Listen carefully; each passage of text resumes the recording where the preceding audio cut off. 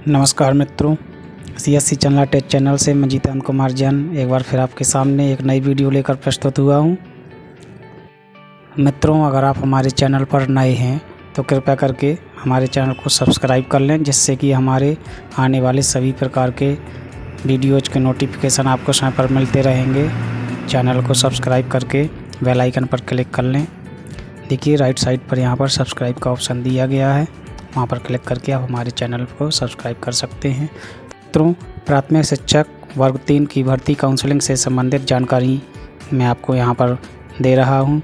कृपया इस वीडियो को शुरू से अंत तक देखें, वीडियो को स्किप ना करें। महत्वपूर्ण वीडियो को स्किप करने से हो सकता है कि आप किसी महत्वपूर्ण पॉइंट को छोड़ दें और महत्वपूर्ण जानकारी से आप वंचित रह जाएं, इसलिए वीडियो को बिना स्किप किए पूरा देखें।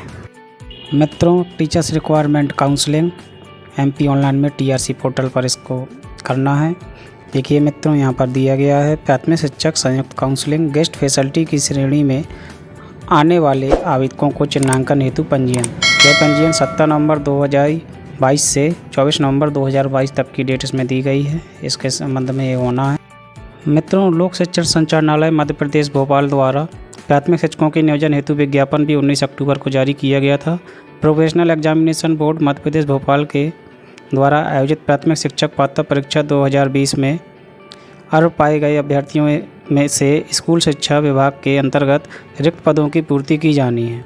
प्राथमिक शिक्षक हेतु ऑनलाइन आवेदन भर्ती की प्रक्रिया दिनांक 17/11/2022 से आरंभ की जा रही है।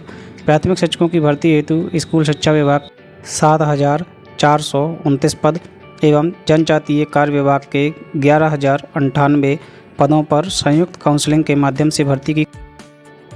मध्य प्रदेश राज्य स्कूल शिक्षा सेवा शैक्षणिक संवर्ग सेवा शर्त एवं भर्ती नियम 2018 और नियमों में समय समय पर किए गए संशोधनों के अनुसरण में प्राथमिक शिक्षकों के रिक्त पदों की पूर्ति के लिए विस्तृत विवरण, नियम निर्देश, प्रक्रिया, रिक्तियों, आरक्षण, अर्हता आदि समस्त विवरण MP ऑनलाइन पोर्टल trc.mpionline.gov.in पर दिनांक 31/10/2022 से उपलब्ध रहेगा।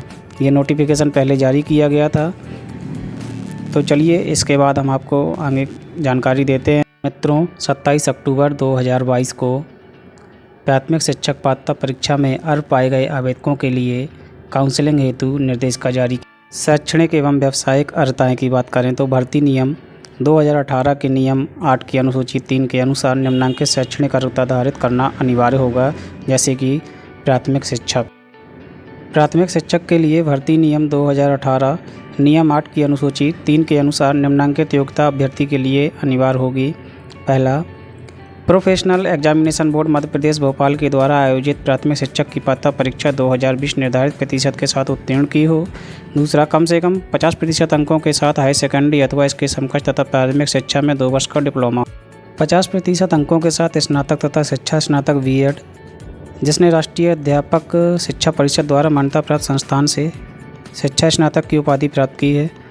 उस पर कक्षा 1 से 5 तक पढ़ाने के लिए अध्यापक के रूप में नियुक्त हेतु विचार किया जाएगा, किंतु इस प्रकार अध्यापक के रूप में नियुक्त व्यक्ति को प्राथमिक शिक्षक के रूप में नियुक्त होने के 2 वर्ष के भीतर राष्ट्रीय अध्यापक शिक्षा परिषद द्वारा मान्यता प्राप्त संस्थान से प्राथमिक शिक्षा में 6 महीने का एक सेतु पाठ्यक्रम ब्रिज कोर्स आवश्यक रूप से कम 45% अंकों के साथ हाई सेकेंडरी अथवा इसके समकक्ष तथा राष्ट्रीय शिक्षा परिषद विनिमय 2002 के अनुसार प्रारंभिक शिक्षा शास्त्र में 2 वर्ष का डिप्लोमा हो, या फिर कम से कम 50% अंकों के साथ हाई सेकेंडरी अथवा इसके समकक्ष प्रारंभिक शिक्षा शास्त्र में 4 वर्ष, कम से कम 50% अंकों के साथ हाई सेकेंडरी अथवा इसके समकक्ष तथा शिक्षा शास्त्र विशेष शिक्षा में 2 वर्षीय डिप्लोमा होना चाहिए। स्नातक उपाधि तथा प्रारंभिक शिक्षा में 2 वर्षीय डिप्लोमा अथवा इसके समकक्ष उपाधि हो, वो भी चलेगा।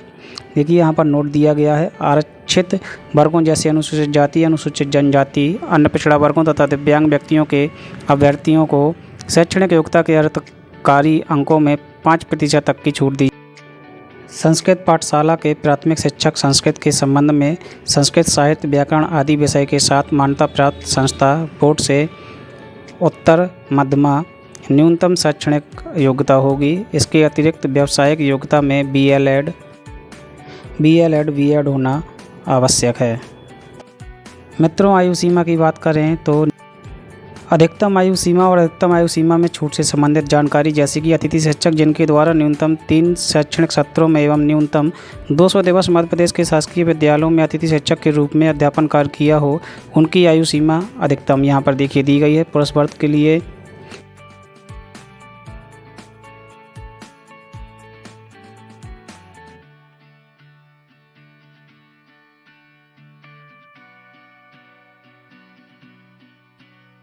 मित्रों, आयु सीमा की जो गणना है यहाँ पर जानकारी दी गई है। अधिकतम आयु सीमा की गणना 1/1/2022 के आधार पर की जाएगी। मध्य प्रदेश के मूल स्थानीय निवासी को ही कंडिका 4.2 के अनुसार आयु सीमा में छूट का लाभ प्राप्त हो।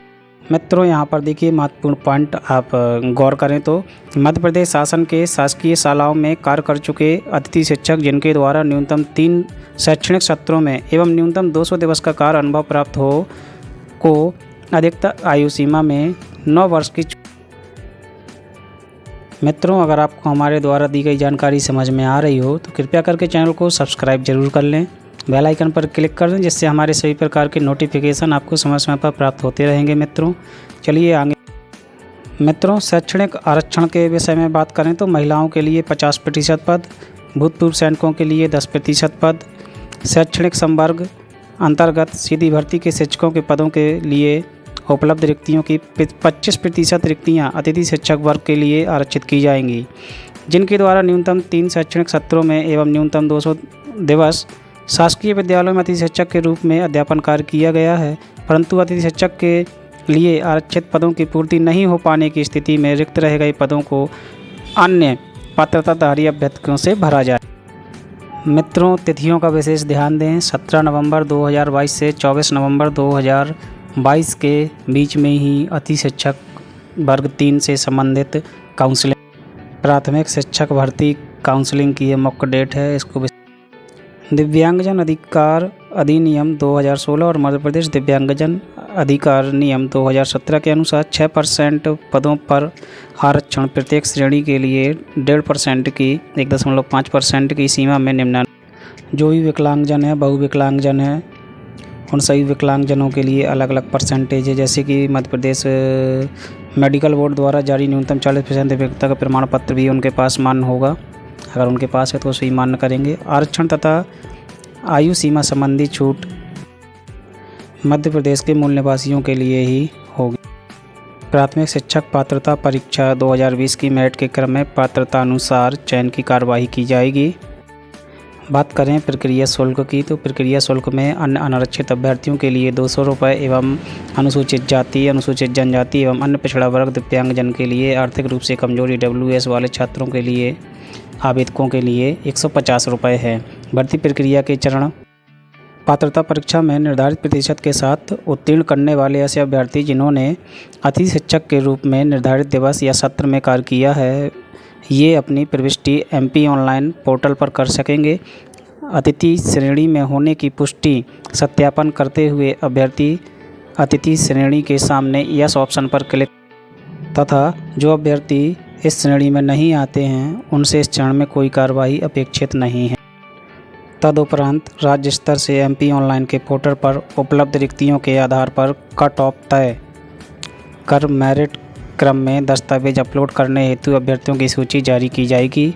यह सूची पश्चावर्ती तिथियों में विहित प्रक्रिया के आधार पर संबंधितों के दस्तावेजों के सत्यापन तथा रिक्त पदों की संख्या के अध्ययन होगी। सूची में नाम सम्मिलित होने के आधार पर कोई भी अभ्यर्थी नियुक्ति का दावा नहीं कर सकता है। दस्तावेज सत्यापन सूची में जिन अभ्यर्थियों के नाम प्रदर्शित किए जाएंगे उन्हें निर्धारित फीस जमा कर MP ऑनलाइन पोर्टल पर निर्धारित अवधि में अपने दस्तावेज अपलोड कराना होंगे। दस्तावेज सत्यापन हेतु जारी सूची में सम्मिलित अभ्यर्थियों को समस्त दस्तावेज अपलोड कराना अनिवार्य होगा। इस चरण में जिन अभ्यर्थियों के द्वारा दस्तावेज अपलोड नहीं किए जाएंगे वे चयन हेतु पात्र नहीं होंगे। इस बात का विशेष दस्तावेज अपलोड करते समय अभ्यर्थी को यह प्रविष्टि करनी होगी वह किस जिले में दस्तावेजों का सत्यापन कराना चाहता है। अतिथि शिक्षकों को उसी जिले में दस्तावेजों का सत्यापन कराना। इसके पश्चात दस्तावेजों के सत्यापन उपरांत अंतिम रूप से अर्ह पाए गए अभ्यर्थियों की। मित्रों, महत्वपूर्ण गतिविधियों की तिथियां यहाँ पर दी गई हैं। देखिए 19 अक्टूबर 31 अक्टूबर ये डेट निकल चुकी है, इस प्रकार किया जा चुका है। अतिथि शिक्षक श्रेणी में आने वाले आवेदकों के चिन्हांकन हेतु पंजीयन है जो 17 नवंबर 2022 से है 24 नवंबर 2022 तक जिला स्तर अभिलेखों का सत्यापन की तारीख दी गई है। सारी जानकारी यहाँ पर दी गई है। एक बार रूल बुक को आप लोग भी अच्छे से पढ़ लें। आई होप आपको मेरे द्वारा दी गई जानकारियाँ समझ में आ रही होंगी। अपलोड किए जाने वाले दस्तावेजों की बात करें तो जन्मतिथि के प्रमाण हेतु 10वीं की मार्कशीट, 12वीं की अंक सूची, स्नातक उपाधि की अंक सूची सभी सेमेस्टर वर्षों की लागू दिशा में करना होंगी। आरक्षण का लाभ प्राप्त करने हेतु जाति प्रमाण पत्र या फिर EWS की जानकारियाँ प्रविष्ट करनी होगी। विकलांग हैं तो विकलांगता का प्रमाण पत्र देना होगा। अतिथि शिक्षक के संबंध में जारी प्रमाण पत्र अधिकारी द्वारा जारी प्रमाण पत्र देना होगा। स्थानीय निवास प्रमाण पत्र, दिव्यांग है तो दिव्यांगता का प्रमाण पत्र, BLED या BEd जो भी मार्कशीट है उसकी जानकारी अपलोड करनी होगी सभी वर्षों की। आय की छूट अगर चाहते हैं तो आय की छूट से संबंधित लागू होने की दशा में सक्षम अधिकारी द्वारा प्रमाण पत्र देना होगा। अगर नाम वगैरह उपनाम वगैरह चेंज कराया है तो उपनाम चेंज कराने का शपथ पत्र आपको यहाँ प्रस्तुत करना होगा।